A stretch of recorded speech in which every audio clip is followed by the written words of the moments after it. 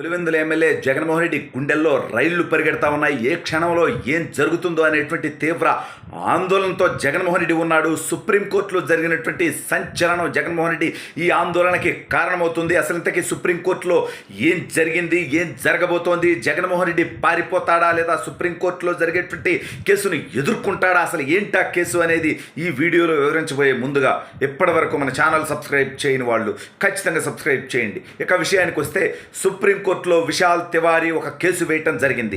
ఏంటయ్యా అంటే గత వారం రోజులుగా దేశవ్యాప్తంగా ప్రపంచవ్యాప్తంగా చర్చనీయాంశమైనటువంటి అంశం గౌతమ్ అదానీకి సంబంధించినటువంటి అమెరికాకి సంబంధించినటువంటి కంపెనీల ముడుపుల వ్యవహారం. 2,000 కోట్లకు పైగా ముడుపులు భారతదేశంలో ఉన్నటువంటి రాజకీయ పార్టీలకో ముఖ్యమంత్రులకో చెందితే అందులో 1,750 కోట్ల రూపాయలు ఒకే ఒక్కడికి ఆంధ్రప్రదేశ్ భారతదేశం మొత్తానికి డెకాయిట్గా, 420గా, నీచుడుగా, అవినీతిపరుడుగా, దుర్మార్గుడిగా, రాక్షసుడిగా పరిచయం ఉన్నటువంటి జగన్మోహన్ రెడ్డికి సంబంధించినటువంటి అవినీతి సొమ్ముకు సంబంధించినటువంటి వ్యవహారం.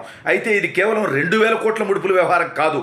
1,750 కోట్ల రూపాయలు జగన్మోహన్ రెడ్డి తీసుకున్నటువంటి సొమ్ముకు సంబంధించినటువంటి వ్యవహారం మాత్రమే కాదు. ఇది దాదాపు 1,05,000 కోట్ల రూపాయల ఆంధ్రప్రదేశ్ ప్రజల సంపద రాబోయేటువంటి 25 సంవత్సరాల పాటు గౌతమ్ అదానీకి చెల్లించాలి ఆంధ్రప్రదేశ్. ఆ రకంగా ఒప్పందం చేసుకున్నటువంటి దుర్మార్గుడు జగన్మోహన్ రెడ్డి రాష్ట్ర ప్రజలపై భారం వేస్తూ గౌతమ్ అదానీకి 1,05,000 కోట్లు ఇవ్వటానికి ముందస్తు అవినీతి సొమ్ముగా 1,750 కోట్లు తీసుకున్నటువంటి నీచుడు. అయితే దీనికి సంబంధించి అమెరికాలో విచారణ జరుగుతూ ఉంది. దాని మీద అమెరికాలో కేసు నమోదైంది. అయితే దీనిపై భారతదేశంలో విచారణ జరగాలి, ఈ అంశాలు నిగ్గు తేల్చాలి, నిందితుల్ని శిక్షించాలి అంటూ విశాల్ తివారీ సుప్రీంకోర్టును ఆశ్రయించడం జరిగింది. అయితే ఈరోజు ఈ కేసుపై సుప్రీంకోర్టులో విచారణ జరగబోతా ఉంది. అంటే ఈ భారతదేశం మొత్తంలో ఈ కేసు గురించి అత్యధికంగా వణికిపోయేది ఎవరయ్యా అంటే 1 అదానీ అయితే 2 జగన్మోహన్ రెడ్డి. అదానీ కూడా కొంత సేఫ్ అనుకోవచ్చు, ఎందుకంటే మరి తనకు సన్నిహితులైనటువంటి వ్యక్తులు కేంద్రంలో అధికారంలో ఉన్నాడు. అదానీ అనేటువంటి వ్యక్తి భారతదేశంలో అత్యధిక సంపద కలిగినటువంటి వ్యక్తి, చాలా పవర్ఫుల్ వ్యక్తి. తను ఏ రకంగా అయినా దీన్ని ఎదుర్కొనేటువంటి అవకాశం ఉంటుందేమో. మీరు అనొచ్చు జగన్మోహన్ రెడ్డి కూడా అత్యధిక సంపాదన ఉన్నాడు కదా, వీటి దగ్గర ఏమైనా తక్కువ ఉందా, 1,00,000 కోట్లు ఉంది కదా అని. కానీ ఇదంతా కూడా బ్లాక్ మనీ తప్ప జగన్మోహన్ రెడ్డి దగ్గర ఉండేది వైట్ మనీ కాదు. బయటకేమో పేదలకి పెత్తందారులకి యుద్ధం అంటాడు, కానీ జగన్మోహన్ రెడ్డి ఒక్క డీల్లో 1,750 కోట్ల రూపాయలు అవినీతి సొమ్ము తీసుకున్నాడంటే 5 సంవత్సరాల్లో ఇక ఎన్ని వేల కోట్లు ఇతను అవినీతి చేసి ఉంటాడనేది రాష్ట్ర ప్రజలు గమనించాల్సినటువంటి అవసరం ఉంది. అయితే ఇప్పుడు ఈ కేసు ఏదో చిన్న దర్యాప్తు సంస్థల దగ్గర ఉంటే ఏదో ఒక రకంగా మేనేజ్ చేసేటువంటి ప్రయత్నం చేస్తాడు. సిబిఐ కేసుల విచారణకి భారతదేశంలో కూడా ఎవరు 10 సంవత్సరాలకు పైగా విచారణకే హాజరు కాకుండా ఉన్నటువంటి వ్యక్తి లేడు. 10 సంవత్సరాలకు పైగా బెయిల్ మీద బయట తిరుగుతున్నటువంటి వ్యక్తి లేడు, జగన్మోహన్ రెడ్డి ఉన్నాడు. మరి ఏ శక్తుల వల్ల, ఏ ఇన్ఫ్లుయెన్స్ వల్ల జగన్మోహన్ రెడ్డి కేసు విచారణకి పోకుండా, జైలుకి పోకుండా బెయిల్ మీద బయట తిరుగుతున్నాడు అనేది రాష్ట్ర ప్రజలకు కూడా అర్థం అవ్వాల్సినటువంటి అవసరం ఉంది. న్యాయ వ్యవస్థ కూడా దీన్ని సమీక్షించుకోవాల్సినటువంటి అవసరం ఉంది. సరే, ఇప్పుడు సుప్రీంకోర్టులో ఏం జరుగుతోంది? సుప్రీంకోర్టులో కూడా ఈ కేసు విచారణ జరుగుతుందా? జరిగితే అదానీ తర్వాత 2వ పేరు నాదే అవుతుంది కదా. అదానీ కాస్తో ఇస్తీసుకో కొంచెం ముందో లేటో అవుతాడేమో. తన చేతికి అవినీతి సొమ్ము రాలా, తన కంపెనీలకు సంబంధించినటువంటి అంశం. కానీ అవినీతి సొమ్ము అందింది నేరుగా ఎవరికన్నా ఉందా అంటే జగన్మోహన్ రెడ్డికి. కాబట్టి అదానీ కంటే ముందే జగన్మోహన్ రెడ్డి కూడా జైలుకి వెళ్ళేటువంటి అవకాశం ఉంది. పైగా భారతదేశంలో ఉన్నటువంటి వ్యవస్థలను ఏదో ఒక రకంగా మేనేజ్ చేసేటువంటి ప్రయత్నం అవుతాయా లేదా పక్కన పెడితే ప్రయత్నం చేస్తారు.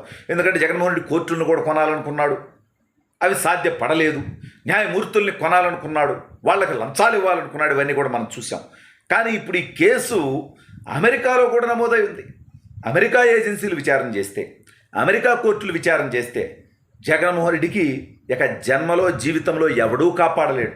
ఎందుకంటే అమెరికాలో ఉన్నటువంటి వ్యవస్థలను కానీ, అమెరికాలో ఉన్నటువంటి న్యాయ వ్యవస్థలను కానీ జగన్మోహన్ రెడ్డి కొనేటువంటి పరిస్థితి ఉండదు. అలాంటి ప్రయత్నం చేస్తేనే దానికి సంబంధించినటువంటి కేసులో కూడా జగన్మోహన్ రెడ్డి బొక్కలో దోస్తారు.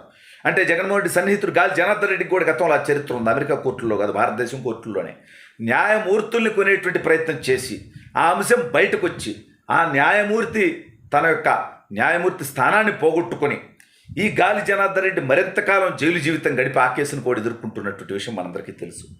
ఇప్పుడు జగన్మోహన్ రెడ్డి భారతదేశంలో ఉన్నటువంటి వ్యవస్థలు, న్యాయ వ్యవస్థ సంస్థలే కాకుండా అమెరికాలో ఉన్నటువంటి వ్యవస్థలు అవన్నీ కూడా అక్కడ ఉన్నటువంటి న్యాయ వ్యవస్థ కూడా ఈ లంచాలకు సంబంధించినటువంటి అంశం. ఎందుకంటే అది అమెరికన్స్కి సంబంధించినటువంటి సొమ్ము, అమెరికా కంపెనీలకు సంబంధించినటువంటి సొమ్ము ఇక్కడ లంచాలుగా ముట్ట చెప్పింది.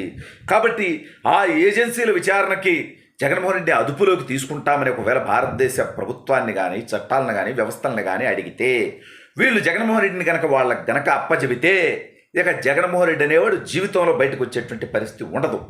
అంటే జగన్మోహన్ రెడ్డి అనేటువంటి వాడు ఇక ఆంధ్రప్రదేశ్ రాజకీయ యువనికపై ఉండేటువంటి అవకాశమే లేదు. అది రాష్ట్ర ప్రజలకు మేలే. మరి ఆ విధంగా అమెరికా వ్యవస్థలు చేస్తాయా, లేదంటే ఇప్పుడు మన దేశంలో ఉన్నటువంటి సుప్రీంకోర్టులో ఏదైతే కేసు విచారణ నడవబోతా ఉందో ఈ కేసు విచారణ జరిగి ఇక్కడ వ్యవస్థల ద్వారానే జగన్మోహన్ రెడ్డి శిక్షించబడతాడా అనేది కాలమే సమాధానం చెప్తుంది.